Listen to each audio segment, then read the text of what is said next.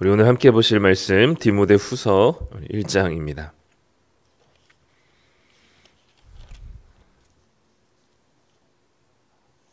신약성경 342쪽에 있습니다. 디모데후서 1장 9절부터 18절까지 말씀입니다.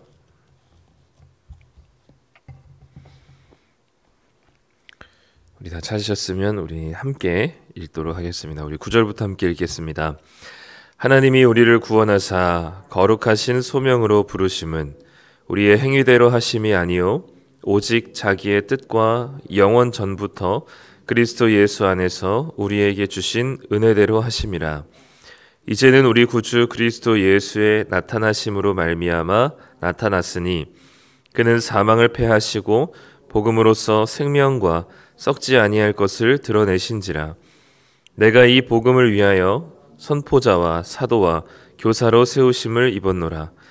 이로 말미암아 내가 또 이 고난을 받되 부끄러워하지 아니함은 내가 믿는 자를 내가 알고 이탁한 것을 그날까지 그가 능히 지키실 줄을 확신함이라.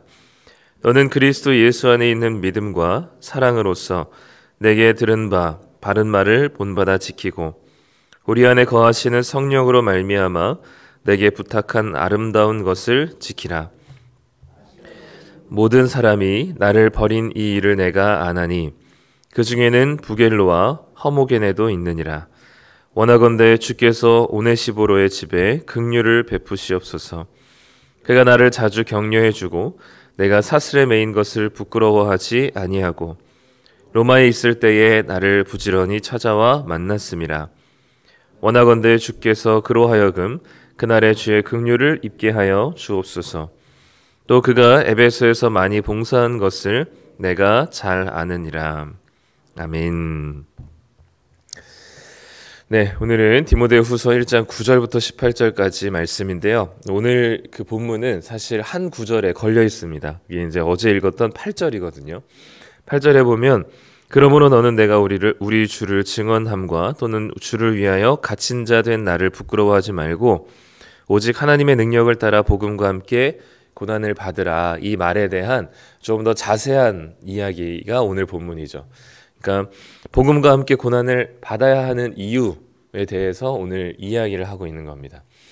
이제 디모데후서는 처음부터 이 복음을 받아들이게 되면 또 나처럼 복음을 전하는 자로 부르심을 받는다면 하나님께서 그 삶을 아주 영광스럽고 복되게 하신다는 이야기를 시작하지 않습니다. 아주 처음부터 1장부터 디모데에게는 강력하게 복음으로 부르심을 받는다면 반드시 고난을 함께 받아야 된다는 사실을 1장부터 이야기하고 있죠.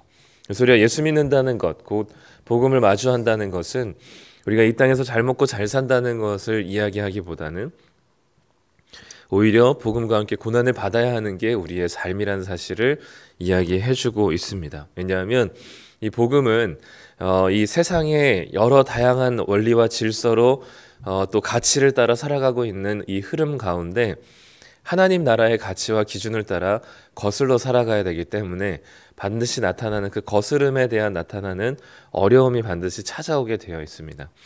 이 고난은 복음과 함께 받는 고난이지 그저 개인의 실수로 인한 여러 가지 물질적인 어려움들이나 꼭 예수님을 믿지 않는 사람도 당하는 어려움들을 이야기하기보다는 예수 믿는 것 때문에 또는 예수 믿고 그 길을 따라 걸어가는 것 때문에 겪는 고난에 대한 이야기가 오늘 그 복음과 함께 고난을 받는 것이죠. 그렇기 때문에 이 복음이 주어진 또 복음을 우리가 받아들인 사람으로서 우리는 더 이상 이 고난을 외면할 수는 없습니다.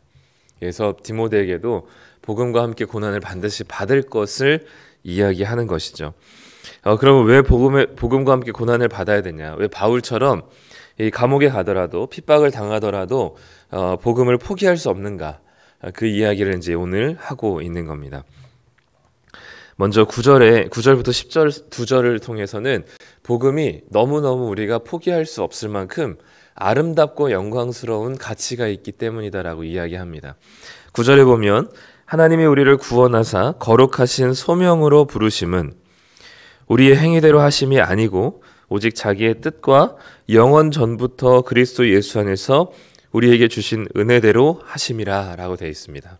첫 번 여기서 이제 여러 가지 이 짧은 구절에 우리가 지금까지 알고 있는 구원에 대한 모든 교리가 거의 다 담겨 있습니다.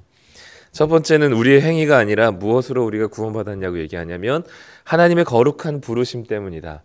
그러니까 하나님이 부르시지 않으시면, 그러니까 하나님이 우리를 구원하시지 않으시면 우리는 구원받을 수 있는 존재가 아니라는 사실을 얘기해주고 있죠.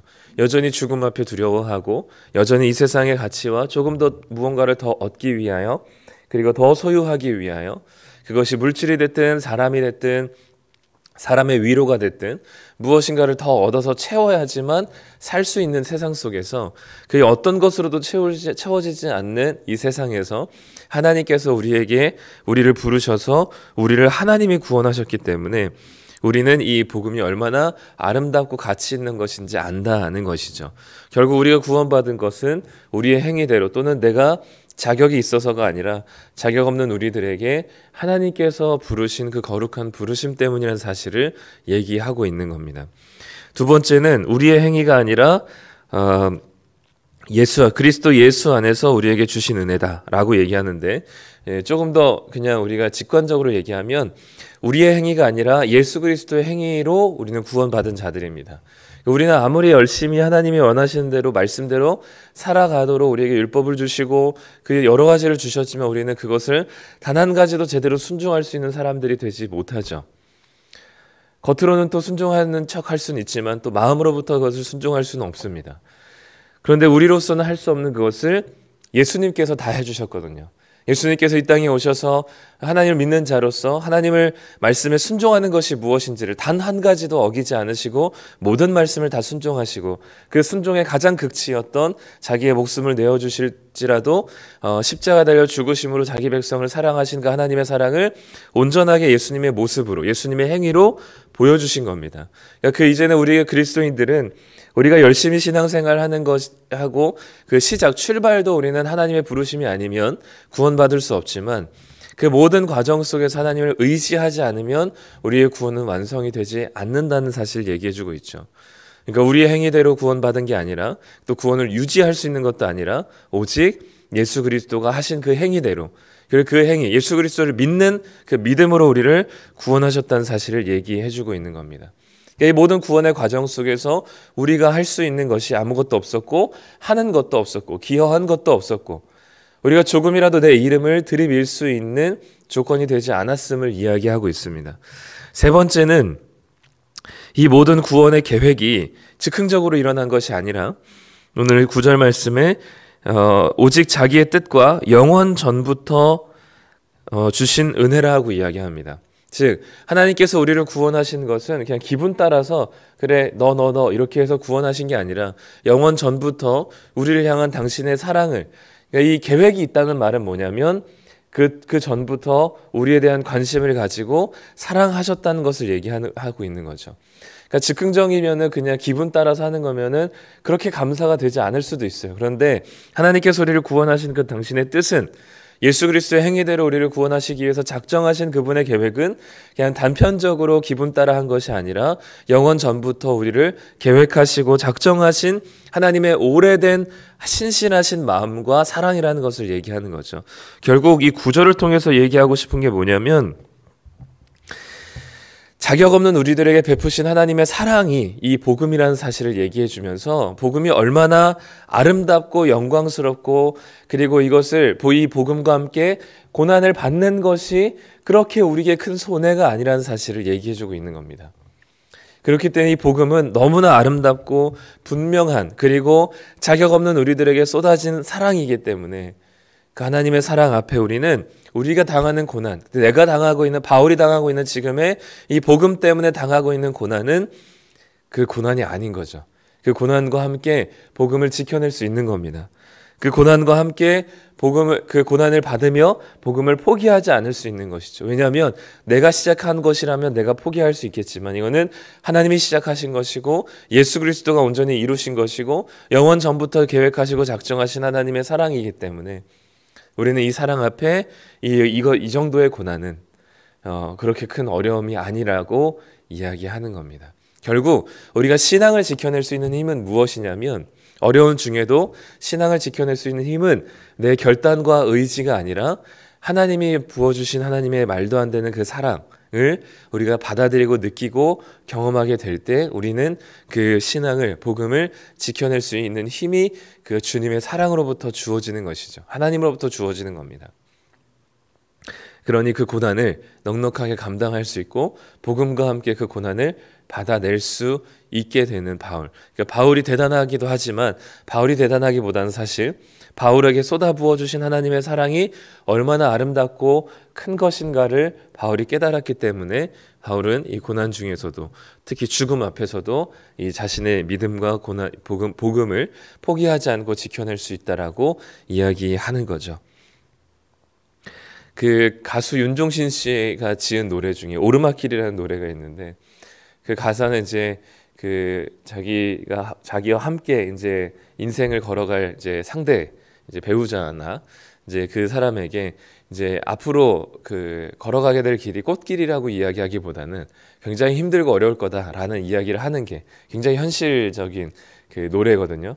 이제부터 그 오르막길이 시작될 거다. 이제 나랑 같이 힘들게 오르다 보면은 숨이 턱까지 차오르고 이제 막 그렇게 올라가야 되는데, 그래도 우리가 붙잡은 손 놓지 말자, 뭐 이런 내용이거든요. 마찬가지로 우리가 걸어가야 될 길, 복음의 길은 오르막길입니다. 절대로 꽃길이 아니지만 그 복음의 길을 걸어갈 수 있는 그 오르막길 같은 고난을 걸어가면서도 복음을 포기하지 않을 수 있는 이유는 하나님이 이 복음 자체에 너무 아름답고 매력적인, 그리고 우리가 감당할 수 없는 하나님의 사랑이 이 복음을 통해서 우리에게 다가왔기 때문이죠. 그러니까 우리가 할 수 있는 것이 아닙니다. 근데 오늘 그 이야기를 계속하고 있는 거죠. 왜냐하면 디모데처럼 유약해 보이는 디모데에게, 바울이 당하는 고난을 옆에서 지켜본 디모데에게 복음을 포기할 만한 고난이라고 느껴질지라도 그것은 절대로 복음을 포기할 만한 어려움과 고난이 아니라는 것을 이야기해주고 싶었던 겁니다. 그러면서 바울이 자신의 이야기를 하죠. 11절에 보면, 내가 이 복음을 위하여 선포자와 사도자와 교사로 세우심을 입었다라고 얘기하면서 12절에 이것 때문에 내가 고난을 받았다라고 얘기하면서 솔직하게 얘기하죠. 내가 고난받은 것, 내가 복음을 위하여서 세우심을 받았기 때문이다. 복음 전하다가 고난받은 것 맞다. 그러면서 그러나 부끄러워하지 아니하는 것은 내가 믿는 자를 알고, 내가 누구를 믿는지를 알고, 내가 누구를 의지하는지를 알고, 의존하는지를 알고, 내가 의탁한 것을 그날까지 그가 능히 지키실 줄을 확신함이라. 자기가 의탁된 것, 맡겨진 것이 무엇이냐면 복음이죠. 복음을 끝까지, 그날까지 그가 능히 지키실 줄을 확신함이라. 그 복음을 지켜내는 것, 고난과 함께 복음을 받는 것은 이 개인이 하는 일이 아니라 그분이 하신다는 사실을 얘기해주고 있죠. 끝날까지 복음으로 고난받는 동안 복음을 포기하지 않도록 능히 그분이 지키시는 분이다라고 얘기합니다. 우리는 이것을 이제 장로교 교리에서는 성화라고 얘기하죠. 하나님께서 우리 안에 성령을 부어주셔서, 성령을 부어주신 이유는 우리로 하여금 내버려두지 않으시고 끝까지 그 신앙의 길을, 그 복음의 길을 끝까지 완성할 수 있도록 해주시기 위해서 우리에게 성령을 주신 겁니다. 그래서 그 성령을 의지하여서 그분께서 우리의 신앙을, 우리의 복음을 능히 지켜내실 것입니다 라고 얘기하죠. 그동안에 우리는 가만히 있으면 성령께서 알아서 해주시는 그런 기계적인 수동적인 기계적인 모습의 신앙이 아니라, 우리는 우리에게 주신 그 사랑과 복음이 너무 우리의 현실에 닥쳐진 고난과 어려움보다 더 매력적이고 더 아름답고 더 영광스러운 것이기에 우리는 그 복음을 가지고, 복음을 받은 자로서 더 열심히 최선을 다해서 능동적으로 살아가게 되는 거죠. 주도적으로 살아가게 됩니다.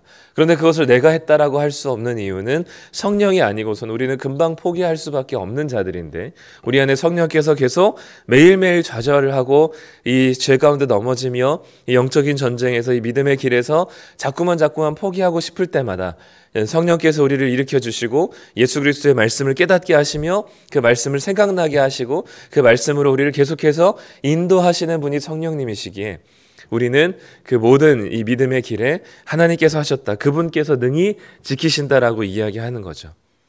이게 신앙인 것이고요. 이것이 우리에게 이제 극단적으로 이 복음을 잘못 받아들인 사람들은 게으른 사람들이 있습니다.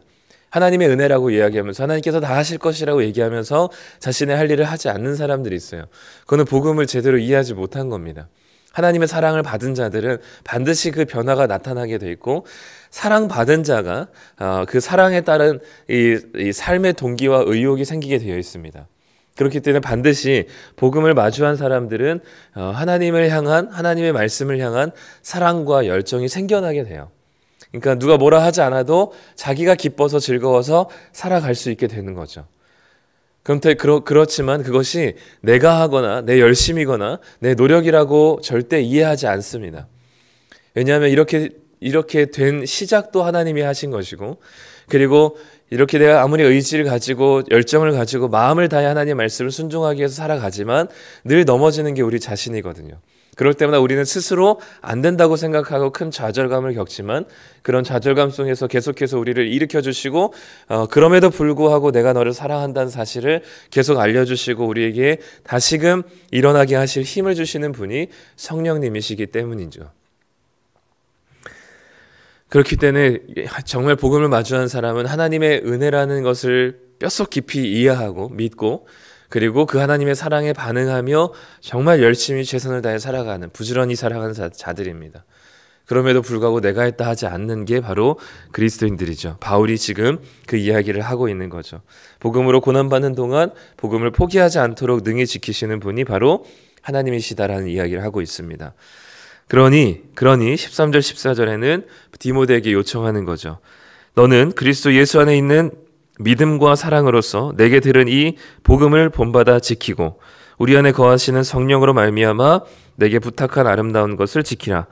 그가 능히 지키실 줄을 확신한다고 얘기했던 12절의 그 이야기가 구체적으로 14절에서는 우리 안에 거하시는 성령으로 말미암아 그 아름다운 복음을 지켜라 라고 디모데에게 지금 이야기하는 거죠. 복음 자체가 얼마나 매력적이고 아름다운지, 그래 그 복음을 끝까지 지켜내는 것은 우리 힘이 아니라 우리 안에 있는 그분이 하신다는 사실을 이야기하면서, 그렇기 때문에 너는 복음과 함께 고난을 받으라 라고 이야기하는 거죠.